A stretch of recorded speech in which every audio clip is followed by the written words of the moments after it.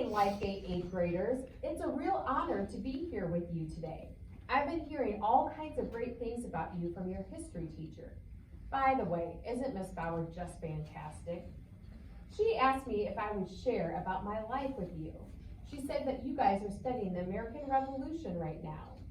Let me tell you, it was such an exciting time to be alive and to live through. I was born in England in 1737. My family didn't have a lot of money.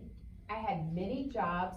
I was a corset maker. Those are those like things that all the ladies had to wear that squished them in. I can tell you I'm so thankful that I am a guy and I didn't have to wear those horrible things.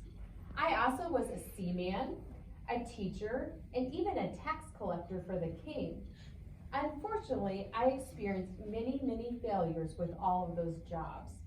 Then I met up with Benjamin Franklin.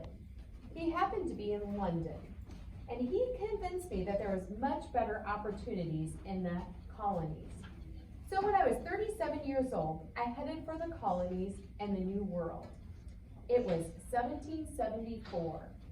Thankfully, I was able to get a job right away as an editor of the Pennsylvania magazine. While in this position, I started to write down some of my thoughts and opinions about government. Ms. Bauer shared that you guys just studied all about the conflict and the tension between King George and the colonies. I believe strongly that all people possess a natural right to govern themselves. When man's natural right to decide what kind of country he wants is violated, they absolutely have the right to fight back. I am a huge advocate of liberty, and I also think a republic democracy is the best type of government. I'm convinced that people should elect representatives to govern over them. I'm so glad that the colonists listened to my thoughts on all of this. It's really awesome to hear that the republic democracy is still working today in 2020. The longer that I lived in the colonies, the more frustrated I got with England, mostly the king's treatment of the colonies. Like I told you before, I started to write down my frustrations and my thoughts. I ended up writing a pamphlet called Common Sense, where I encouraged the colonists to break with their English heritage. I tried to tell them that it just made common sense to separate from England.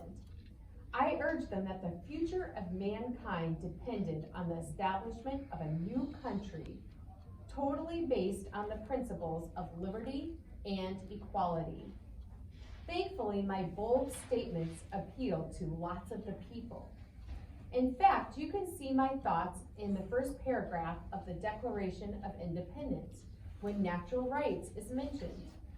I cannot tell you how humbling it is to know my thoughts and words influence the Declaration of Independence and even the Constitution. Truly incredible. I do have to mention that England didn't like that I was having such a big impact on the colonies. In fact, they tried to discredit me by saying that I was an alcoholic. It hurt a lot that many people believed this lie. Thankfully, many of the historians corrected the lie and refuted it by telling the people of my religious beliefs as a Quaker. It's such an honor to share about my experience with you.